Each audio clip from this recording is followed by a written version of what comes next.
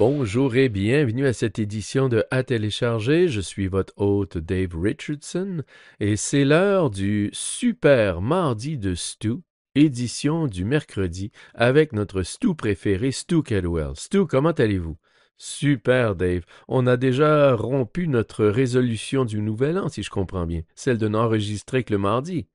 Avions-nous pris cette résolution? Oui, il me semble. J'ai aussi arrêté d'aller à la gym, alors ce n'est pas si grave. Très bien. Vous savez ce à quoi je m'adonne ici, je crois l'avoir mentionné. Je fais de la randonnée. Vous faites de la randonnée, Stu? Oui, bien sûr, mais probablement pas au même rythme et à la même altitude que celle que vous avez entreprise en ce début d'année. Oui, Stu, voilà l'inconvénient d'être maintenant sur YouTube. Les gens peuvent voir ma carrure plutôt trapue. Je cherche les randonnées classées faciles, c'est mon rythme, et pas en haute altitude non plus. Alors, quand je m'aventure dans une randonnée de niveau moyen, comme celle que j'ai essayée hier, j'apprends très vite que je devrais m'en tenir, disons, au niveau facile. Oui, mais vous êtes en train de vous bâtir, Dave. Vous serez prêt l'année prochaine, la prochaine fois? Oui, je l'espère. En fait, mon but est de perdre un peu de poids. Mais dites-moi, vous n'avez pas abandonné l'exercice pour vrai. Vous faites régulièrement de l'exercice, non? Oui, ça me rappelle l'une de mes histoires préférées. J'ai eu un entraîneur personnel pour une courte période de temps et je lui ai demandé, voulez-vous qu'on parle de mes objectifs? Très bien, faisons cela. Je lui ai dit que je ne tenais pas à ressembler à Monsieur Univers. Il m'a dit, eh bien, ne vous inquiétez pas, il n'y a pas de risque de cela. Oui, sans doute. Vous suivez les bénéfices, les rapports sur l'inflation et tout ce qui s'ensuit, et nous connaissons bien votre concept préféré d'investissement. On l'abordera plus tard dans l'émission, comme on le fait toujours, comme une sorte de crescendo des mardis de Stu. Mais l'idée de faire un peu d'exercice tous les jours, cette constance, c'est comme ça que vous vous construisez. Que ce soit pour être Monsieur Univers ou simplement un Stu en bonne santé, c'est ainsi que l'on rajeunit un peu chaque jour. Oui, je pense que vous avez raison en ce qui concerne la cohérence des marchés cette année. En effet, au cours des 2 premières semaines, nous avons déjà connu des périodes d'excitation et d'enthousiasme et quelques périodes, disons, de désespoir, sans que ce ne soit trop dramatique. Malheureusement, je pense que cela pourrait durer un certain temps. Nous avons commencé l'année en nous inquiétant de l'inflation et il vaut probablement la peine d'y revenir juste en tant que concept général. Pendant longtemps, les banques centrales ont eu du mal à faire passer l'inflation au-dessus de 2%, et ça lorsque les taux d'intérêt réels étaient très bas et que les taux nominaux l'étaient également. Après une période d'inflation élevée, elle a certes baissé, mais il pourrait être plus difficile de la ramener en dessous de 2% qu'avant. Certains diront que c'est inquiétant, ce qui est généralement le cas au fil du temps pour votre pouvoir d'achat.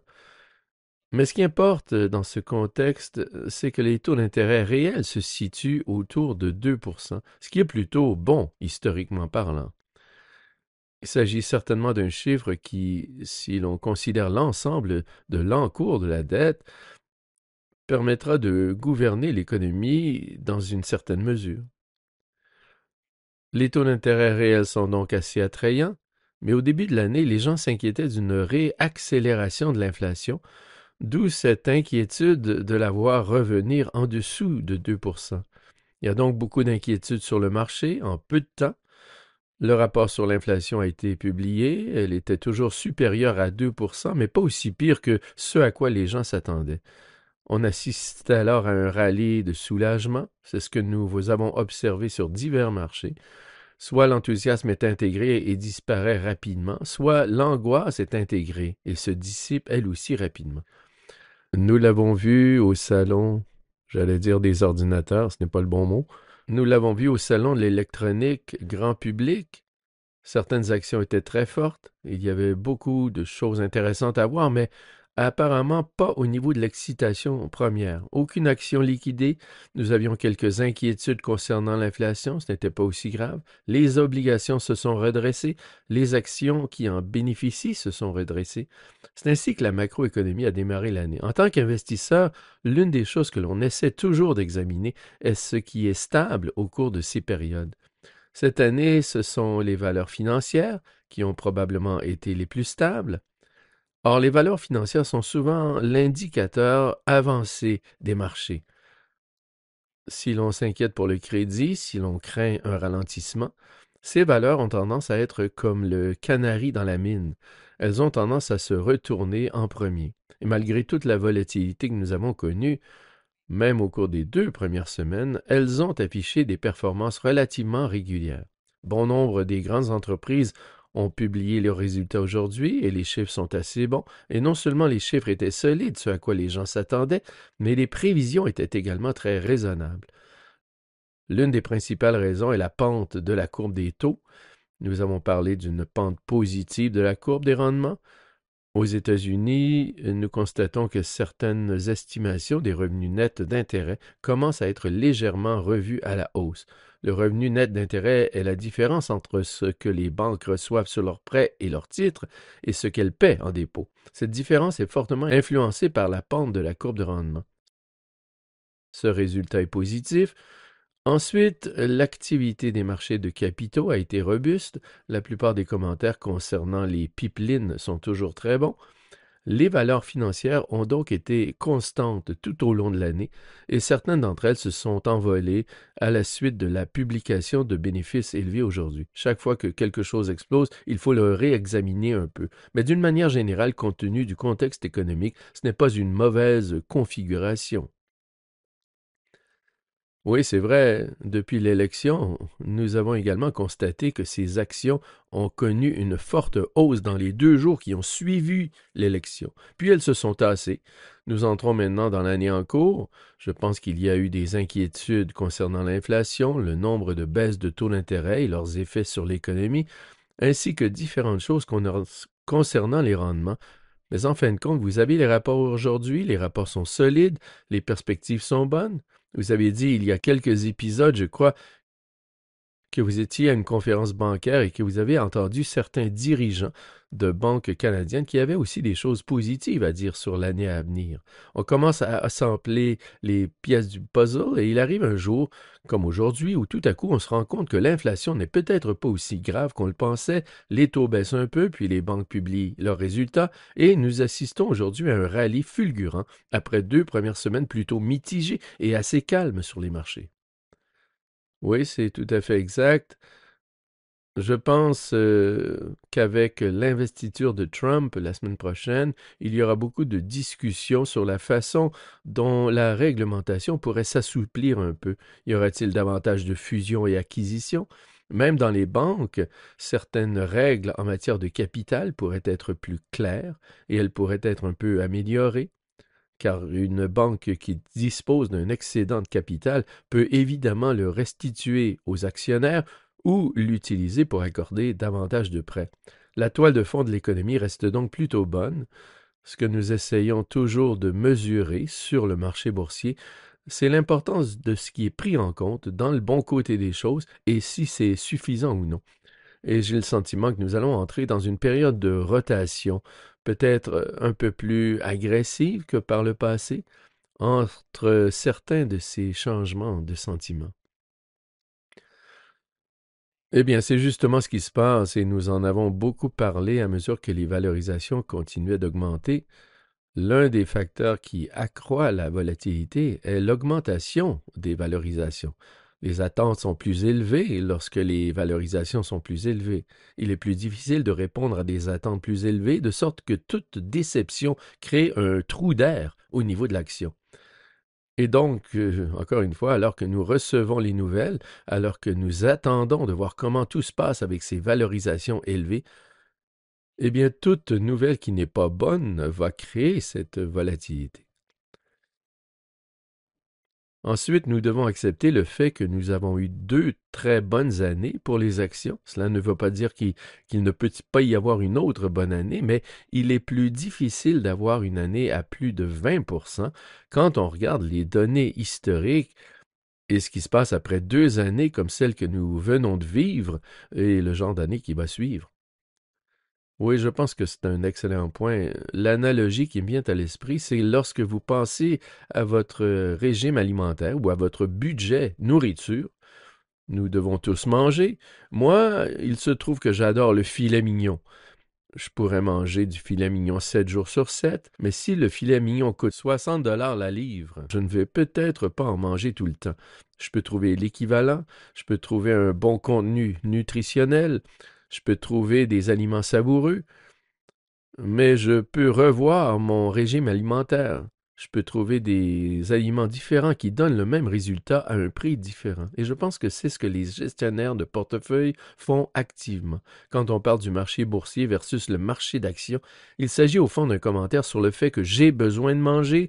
Que dois-je manger? Comment puis-je trouver les mêmes avantages à un meilleur prix? Ou comment puis-je conserver de l'argent tout en bénéficiant des dividendes, des coupons, de ceci, de cela et d'autres choses encore au sein de mon portefeuille? Oui, c'est vrai. Nous disons que les valorisations sont élevées, mais comme vous le dites, c'est ça le marché. Sur le marché des actions, nous commençons à les regarder une par une, et il y a de grandes parties du marché où les valorisations sont encore correctes. On commence à se demander si l'on veut ou si l'on a besoin de posséder toutes ces grandes actions fortement valorisées, ou bien si l'on peut trouver, comme vous l'avez dit, des actions à une bonne valorisation. Puis-je trouver, comme vous le dites, le filet de bœuf qui se trouve ailleurs ou une autre coupe de bœuf qui, si elle est préparée de la bonne manière, pourrait être tout aussi satisfaisante. Une entrecôte, peut-être davantage ma tasse de thé. C'est peut-être pour cela que j'ai l'air de ceci et vous de cela, mais c'est la même chose pour les stocks, non? Oui, c'est vrai. Ne poussons pas l'analogie trop loin, mais les grandes équipes de gestion prendront cette entrecôte, y mettront de la moutarde de Dijon et la feront mariner pour la transformer en quelque chose qui pourrait être assez proche du filet de bœuf. En tant qu'investisseurs, nous bénéficions vraiment de ces équipes de gestion solides dans ces cas-là, car elles prennent une entreprise, augmentent les marges, et quand les marges augmentent, la génération de flux de trésorerie disponible augmente. La valorisation s'améliore souvent lorsque cela se produit et nous obtenons de bien meilleurs rendements que ceux offerts par la seule croissance des bénéfices. Je pense donc que ce sera une année où nous devons, non pas que nous ne le fassions pas toujours, mais réfléchir attentivement à la manière dont les marges de cette entreprise peuvent évoluer. Un peu de croissance des revenus, de meilleures marges, de meilleure valorisation peuvent conduire à des performances très différentes d'un titre à l'autre par rapport à l'ensemble du marché au niveau le plus élevé.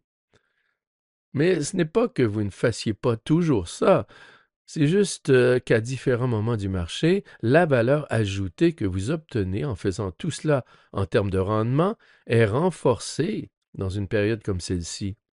Vous serez récompensé pour ces efforts, pour avoir fait ces choix, pour avoir trouvé des excellentes équipes de gestion, ou pour reprendre l'analogie, ces maîtres du barbecue, plutôt que de jeter votre argent en direction d'une poignée de titres qui ne font qu'augmenter. Je peux continuer à y jeter mon argent, mais je peux aussi être un peu plus précis, plus analytique, faire preuve d'expérience, plus d'expertise pour réussir sur un marché comme celui-ci. Et c'est un changement qui va s'opérer pour une grande partie des investisseurs. L'année dernière, je n'avais qu'une décision à prendre. On l'a souvent dit, je vais prendre plus de risques. Si je prends plus de risques, je serai récompensé. Mais ce n'est peut-être plus le cas.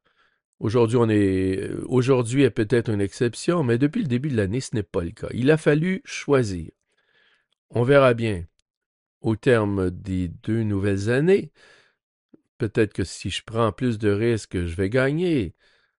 Cela ne dure pas très longtemps. Cette année pourrait s'avérer être l'une de ces années où, comme vous le dites, vous devez choisir et trouver la bonne valeur qui se cache sous la surface, et cela rend les choses un peu plus difficiles cette année. Oui, bien sûr, L'une des statistiques financières s'appelle le ratio de Sharpe, c'est-à-dire les rendements ajustés au risque. Je pense que cette année sera une année où nous chercherons à prendre des décisions pour lesquelles nous pensons avoir une bonne compréhension des risques et nous pensons que nous sommes raisonnablement compensés pour le risque que nous prenons en termes d'augmentation. Et nous espérons pouvoir mettre en place une série de rendements raisonnables sur cette base. Et cela peut être indépendant de l'évolution des grands indices, dans un sens ou dans l'autre.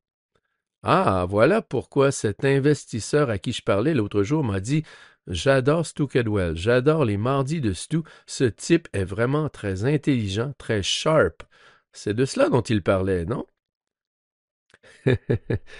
Eh bien, il y a plusieurs façons de mesurer le ratio de Sharpe, mais bon, j'ai décidé de porter une cravate aujourd'hui pour vous, Dave.